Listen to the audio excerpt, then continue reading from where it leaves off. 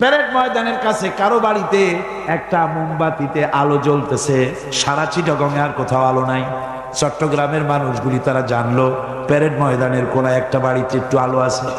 সবাই যার যার চেরাগ নিয়ে ছুটলো আপনার বাড়ি থেকে আলো নেবে।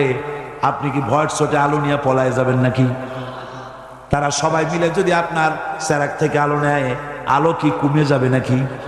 আগুন কি কমে যাবে নাকি?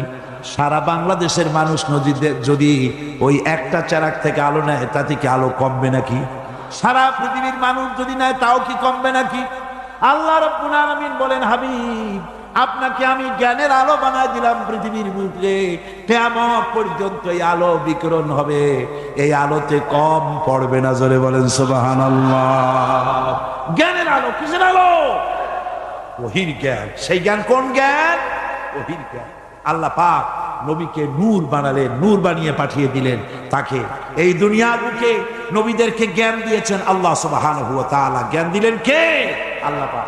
সাধারণ নেতা আর নবীরাও নেতা। পার্থক্য হলো সাধারণ নেতারা তারা কথা বলে নিজস্ব মন মস্তিষ্ক দিয়ে, আর নবীরা কথা বলেন আল্লাহর কথা। নবীরা কার কথা বলেন?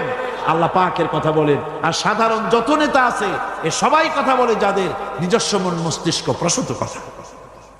যার জন্য দেখুন